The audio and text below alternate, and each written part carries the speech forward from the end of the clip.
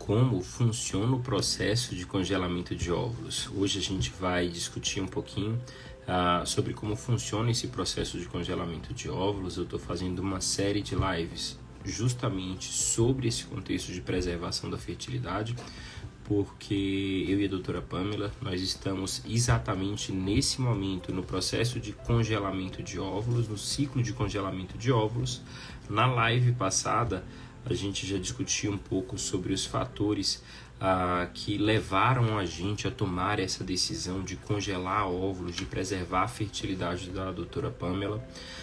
Para quem não sabe, a gente teve infertilidade, a gente teve nossa bebê através da fertilização in vitro, através da FIV, que está completando 1 ano, da pequena Malu. A gente tem um irmãozinho da Malu congelado para transferir no futuro próximo, e a gente acabou optando por fazer congelamento de óvulos, porque a doutora Pamela está completando 35 anos, então está começando a entrar naquela janela da fertilidade da mulher em que existe uma queda mais acelerada nesse processo. Se a gente precisar de um tratamento no futuro, esses óvulos eles já estão planejados, então eles já estão congelados, então a doutora Pamela teria aí nesse contexto uma segurança reprodutiva um pouco maior. E se a gente pensar lá na frente, né, talvez num terceiro filho, algo nesse sentido, a gente tem óvulos jovens congelados, potencialmente em boa quantidade e em boa qualidade, já que ela tem uma boa reserva e ela está prestes a completar 35 anos, tem 34 anos. Sobre o processo de congelamento de óvulos, como é que funciona? Então tem algumas etapas, eu vou segmentar aqui para que vocês consigam entender com maior facilidade. Boa noite, Edilene, boa noite, Stênia, boa noite, Cida, boa noite, Ravena, é um prazer enorme ter vocês aqui. Deixa eu só fixar aqui o comentário. Como funciona o congelamento de óvulos? Eu tô aqui na live torcendo para minha pequena não acordar hoje à noite. Hoje à noite é minha, né? Ela já deu umas mexidas aqui que chega, o coração acelerou um pouquinho, mas eu tô aqui de olho na pequena, tá lá dormindo, deixando a gente fazer nossa live bem tranquila aqui. Tá? Como é que funciona o congelamento de óvulos? Então, inicialmente, né, sempre existe a preparação para o procedimento e o aconselhamento reprodutivo. Qual a ideia da preparação para o congelamento de óvulos? A gente avaliar para saber se existe margem para melhoria da qualidade desses gametas, se existe margem para a gente fazer uma otimização da fertilidade feminina, porque o nosso objetivo não é só congelar os óvulos, o nosso objetivo é congelar óvulos na melhor qualidade possível. E para isso a gente sempre precisa extrair o máximo do potencial dessa mulher. A gente precisa saber se essa mulher ela vai se beneficiar por fazer um programa dietético anti-inflamatório voltado para a fertilidade, se ela vale a pena ela fazer acupuntura, se vale a pena ela fazer algum tratamento que tem a possibilidade de maximizar as chances de ter óvulos com qualidade, né?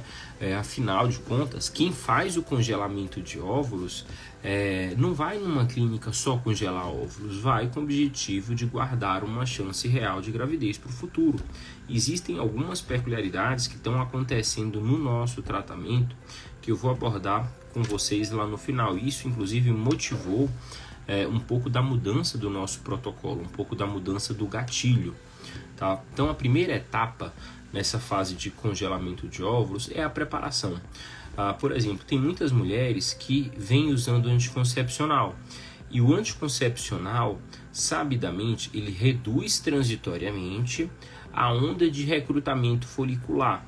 A gente, nesses tratamentos, nunca consegue aumentar o potencial da mulher, a gente consegue extrair o máximo do potencial dela. Se a gente suspender anticoncepcional, que sabidamente reduz a onda de recrutamento folicular, e começar uma estimulação, o que pode acontecer? Vamos supor que você, todo mês, sem anticoncepcional, recruta 15 folículos antrais. Usando anticoncepcional, essa quantidade vai cair transitoriamente aí para 8, 10 folículos antrais. Quando a gente estimula, não vão crescer mais do que foi recrutado. Então, se você recruta 15, vão crescer no máximo 15. Se você recruta 10, vão crescer no máximo 10. E o que a gente precisa fazer? A gente precisa esperar um tempo necessário para que essa onda de recrutamento se normalize, para que a gente possa fazer o processo da estimulação para fazer o congelamento de óvulos. Então, essa parte da preparação é fundamental, porque ela vai refletir no resultado que a gente vai ter potencialmente lá na frente. A segunda etapa desse processo de congelamento é definir o protocolo de estimulação ovariana. Então, qual medicação que a gente vai utilizar? Por exemplo, tem mulheres que vão se beneficiar de um protocolo voltado para a má respondedora. Então, baixa reserva ovariana, idade um pouco mais avançada, são fatores de risco para a mulher ter uma má resposta, uma resposta abaixo do esperado nesse processo de estimulação. Então, a gente adequa um protocolo de estimulação voltado para essas mulheres com baixa reserva ovariana. A depender do objetivo, a gente vai avaliar a dose de medicação que vai ser utilizada. A depender do contexto da paciente, a gente avalia o tipo de bloqueio hipofisário que a gente vai fazer. Doutor, o que é esse bloqueio hipofisário? O bloqueio hipofisário ele é necessário porque ele evita o pico natural do LH. E se a mulher tiver o pico natural do LH, ela vai ovular antes da hora e a gente não vai conseguir fazer a coleta desses óvulos.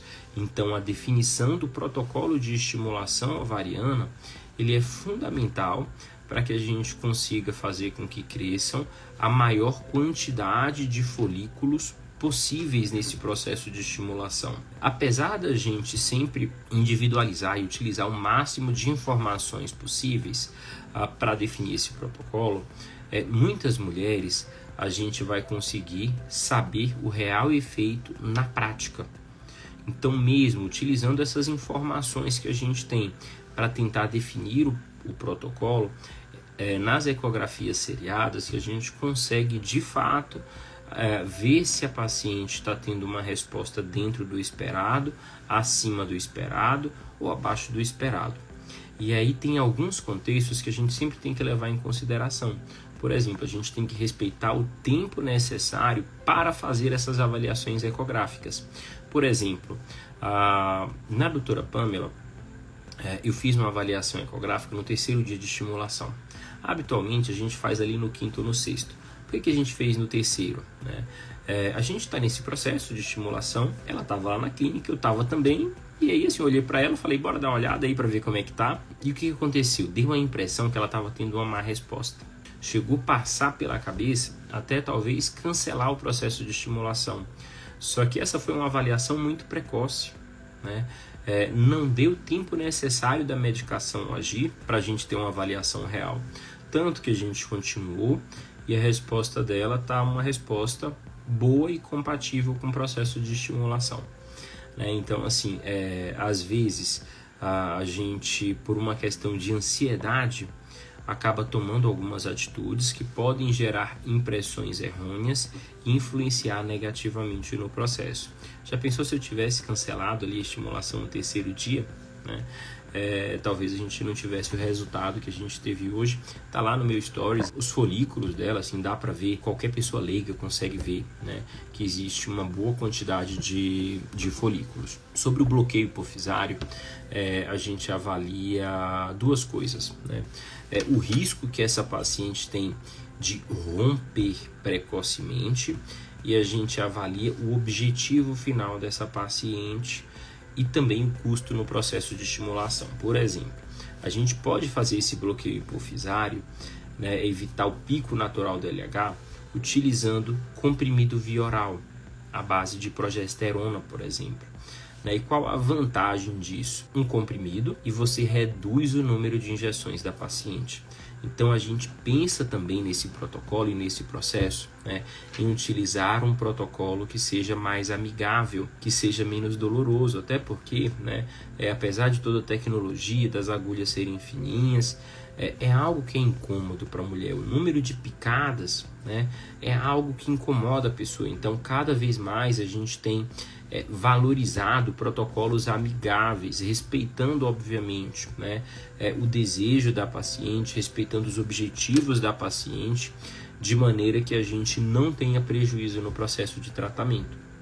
Então, nosso protocolo, por exemplo, a gente utilizou injeções diárias à base de FSH, com um componente de LH também associado na própria injeção, e a gente está fazendo bloqueio hipofisário com o comprimido via oral, porque é mais confortável. Nesse processo de acompanhamento ecográfico, a gente inicialmente, né, como fez uma ecografia precoce, a gente teve uma falsa impressão de que estava tendo uma resposta abaixo do esperado, mas no decorrer do processo a gente viu que teve uma resposta compatível.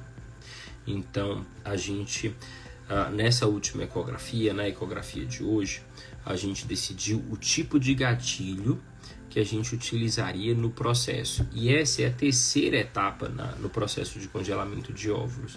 A gente definir o tipo de gatilho a ser utilizado. Uma das coisas que vão guiar o tipo de gatilho a ser utilizado, o número de folículos que estão em processo de desenvolvimento. O que é o gatilho? É quando a gente artificialmente simula o pico do LH. E qual o objetivo disso? Quando a gente simula esse pico do LH, a gente sabe exatamente o horário que a maioria das mulheres vão ovular. Então a gente marca a captação, a coleta dos óvulos, baseado no horário dessas últimas medicações. E qual a função dela?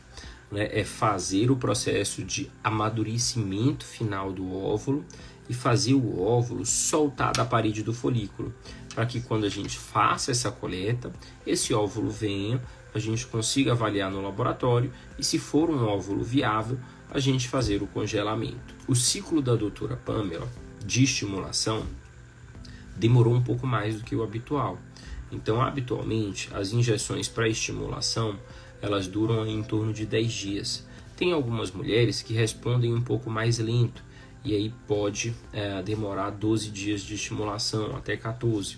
Tem mulheres que respondem de maneira mais acelerada, e essa estimulação pode demorar aí 8 dias. Então isso depende muito da resposta individual de cada mulher, da resposta individual de cada pessoa. Relacionado ao tipo do gatilho, existem duas modalidades principais, existem variações dessas modalidades de acordo com a condição da mulher, né?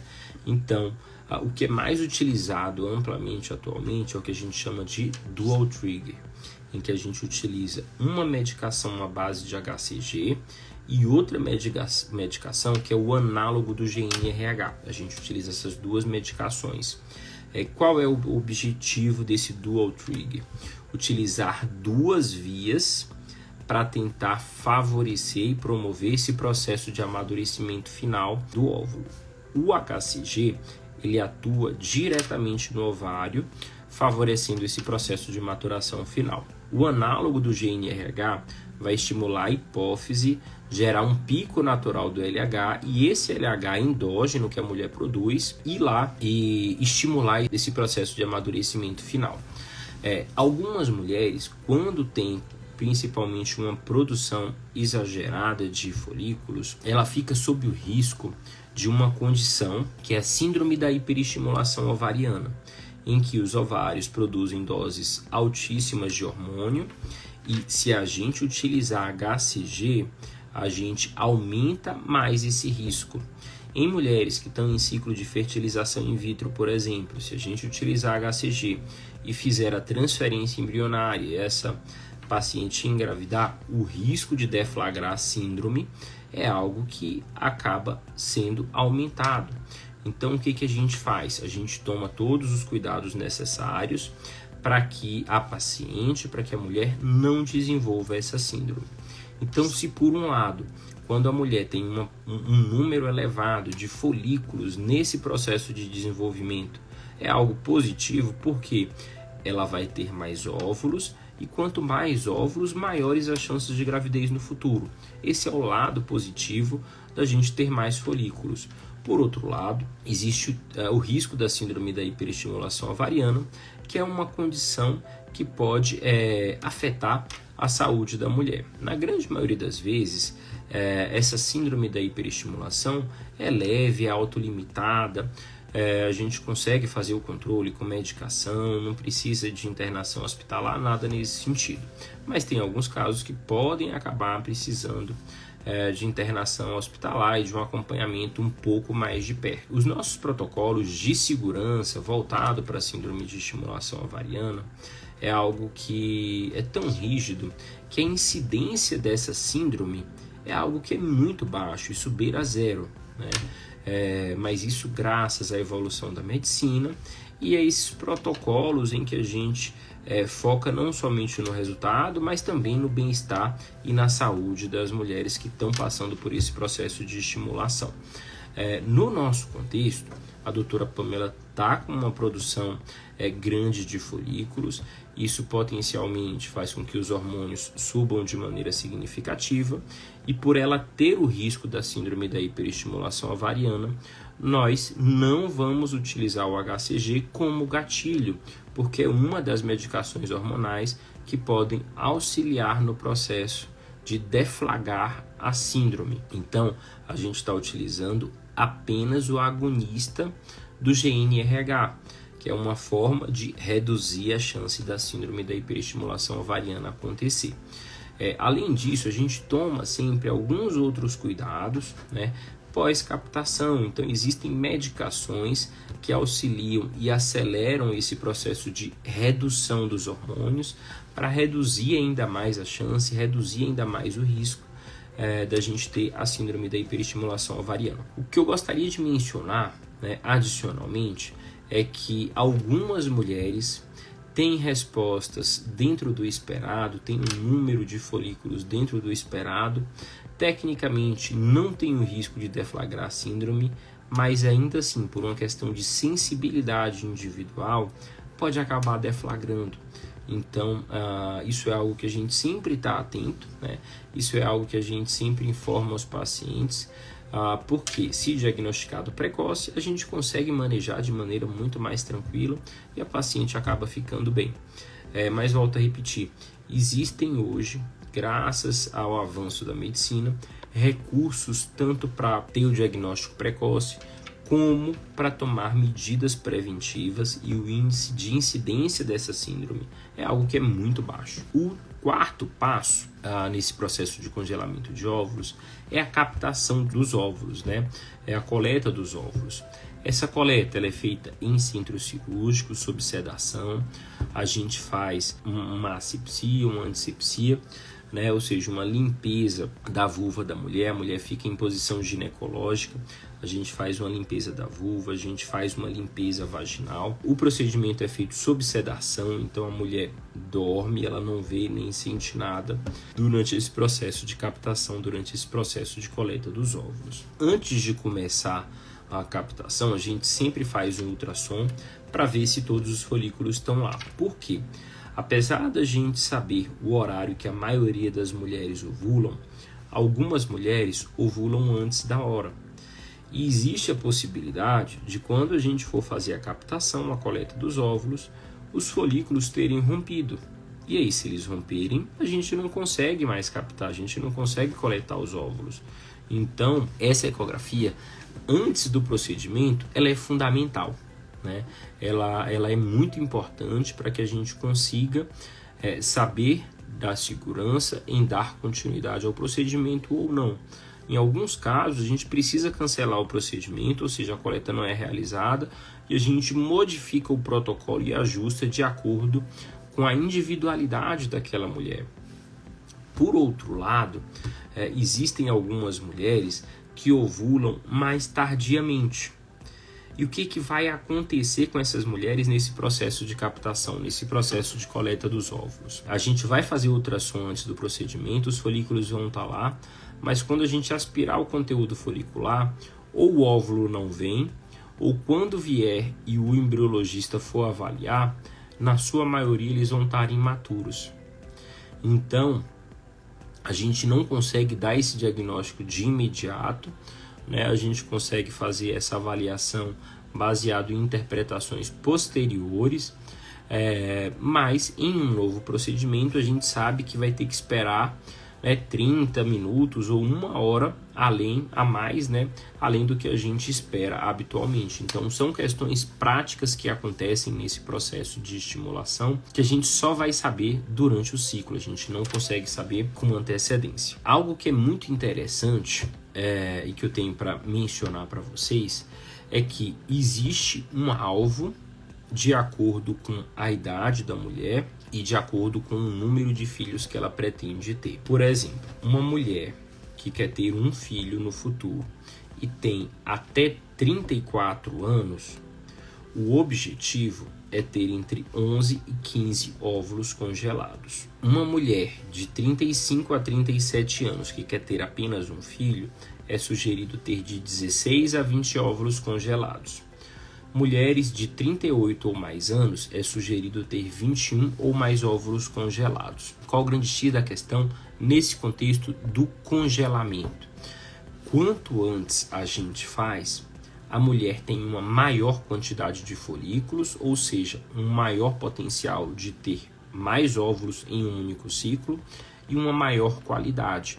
É por isso que até 34 anos a gente precisa de menos óvulos, porque a qualidade desses óvulos, o potencial que esse óvulo tem em formar embriões normais, ela é alta. É por isso que mulheres acima de 38 anos precisam ter mais óvulos congelados, porque a gente tenta compensar a queda da qualidade com quantidade, tendo mais óvulos. E como mulheres provavelmente acima de 38 anos já vão ter uma reserva, uma quantidade de óvulos comprometida, o potencial dela de gerar um número satisfatório de óvulos maduros em um ciclo é relativamente baixo. Então essa mulher provavelmente acima de 38 anos vai precisar de mais de um ciclo de estimulação para que a gente chegue próximo a esse alvo, a esse número de óvulos. Enquanto que uma mulher de 30 anos, às vezes ela pode ser doadora, dividir metade, dividir o número de óvulos maduros que ela tem e ainda assim alcançar o alvo, alcançar o objetivo, o número de óvulos suficiente para preservar a fertilidade dela.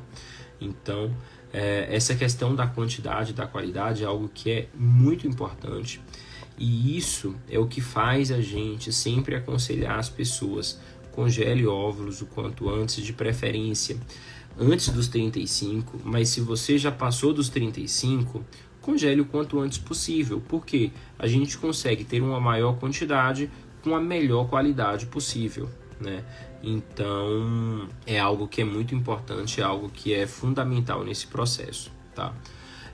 Além disso, tem uma ferramenta atualmente que a gente implementou e a gente está utilizando lá na clínica, que é uma inteligência artificial que vem para agregar nesse processo e aumentar o nível de segurança para a mulher nesse processo de congelamento.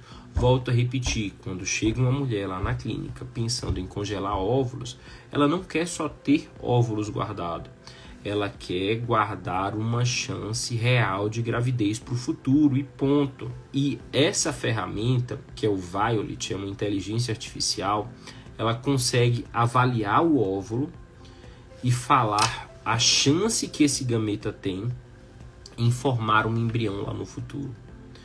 Então ela consegue também estimar a qualidade desses óvulos e isso vem para preencher uma lacuna que é fundamental, porque na média a maioria das mulheres até 32, 34 anos tem uma boa qualidade de óvulos, mas sempre vai existir aquela mulher que ela não está sendo representada pela média.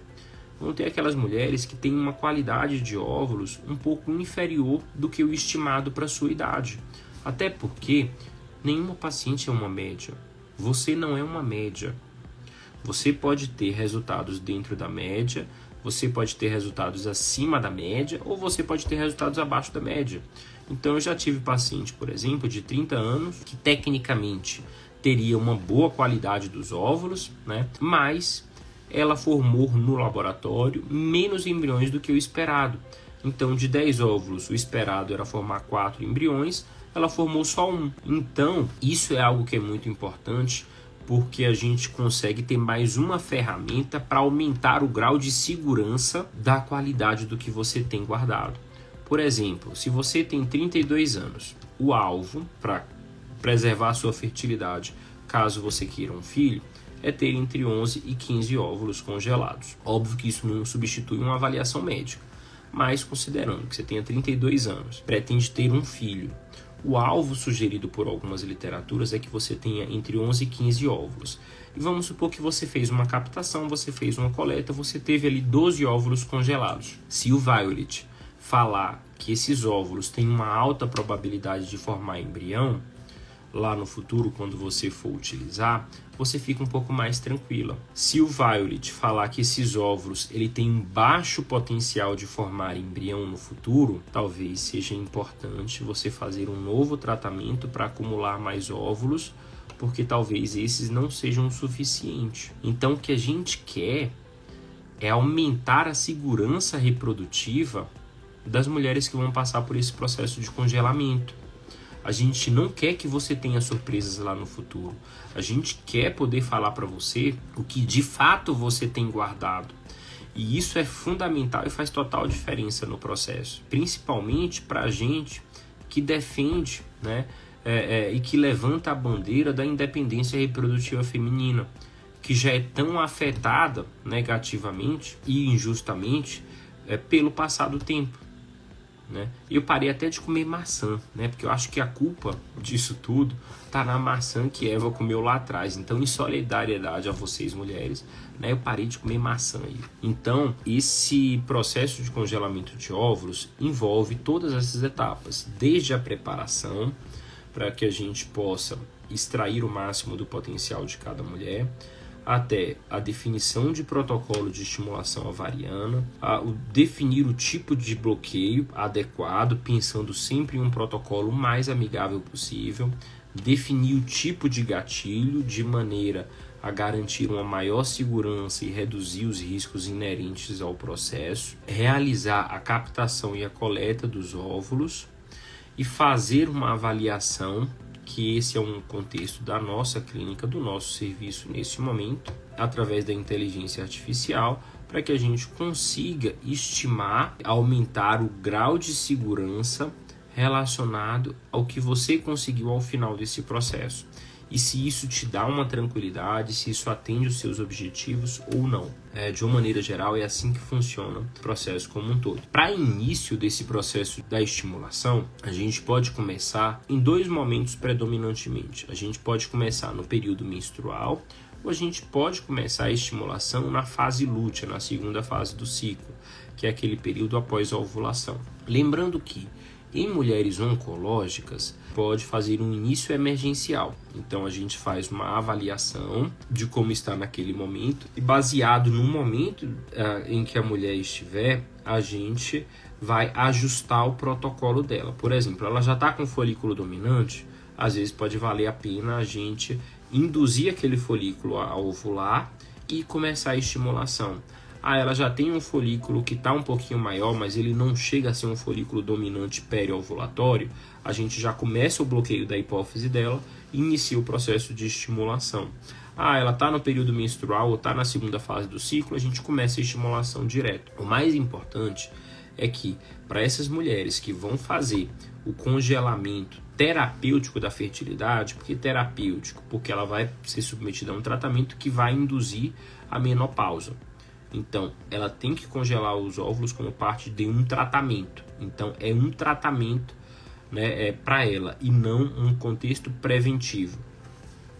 Nessas mulheres, a gente utiliza protocolos específicos em que os hormônios ficam sempre baixos, porque, principalmente se for câncer de mama, estrogênio dependente, porque se os hormônios ficarem altos, pode influenciar negativamente no câncer. Então, existem protocolos seguros para esse perfil de paciente que a gente utiliza, né? Porque, graças a Deus, os tratamentos contra o câncer de mama, principalmente, tem evoluído, a sobrevida está muito grande, de modo a que a gente hoje tem que pensar não somente no tratamento de câncer, mas também na vida pós-câncer.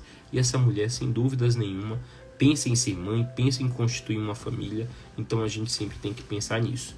Esse processo não retarda o início do tratamento contra o câncer, desde que a paciente seja referenciada para um fertileuta no momento adequado e que esse fertileuta saiba conduzir o processo de estimulação de maneira adequada e de início, digamos que praticamente imediato, desse processo de estimulação. Então, na semana que vem, na quarta-feira, a gente vai discutir um pouco sobre o resultado do nosso processo. Então eu vou trazer para vocês com detalhes o resultado, quantos óvulos maduros que a gente teve. Vou trazer em primeira mão como é que foi a avaliação dos óvulos. São óvulos de boa qualidade, são óvulos de qualidade um pouco mais inferior. E aí vou compartilhar essa parte com vocês sobre a análise posterior ao tratamento e o que isso representa ao final do processo. Mais uma vez, um prazer enorme estar com vocês. Precisando de qualquer coisa, eu estou à disposição. Se você não me segue, pode seguir, pode mandar pergunta no direct, pode mandar pergunta na caixinha de perguntas. Aqui na minha rede social, sou eu mesmo quem respondo, então eu não terceirizo isso. Eu faço questão de ter uma proximidade com vocês e sempre trazendo informação confiável, informação fidedigna, para que você consiga promover o autoconhecimento, entender tudo passo a passo. Porque a pior coisa que tem para mim é quando uma pessoa chega e fala: eu não sabia, não me falaram. Então, meu objetivo aqui é promover o teu autoconhecimento para que você tenha propriedade para decidir sobre o seu futuro reprodutivo. Forte abraço, uma excelente noite. Minha princesa se comportou, continua aqui, dormindo, tirando o cochilinho dela, igual uma lady.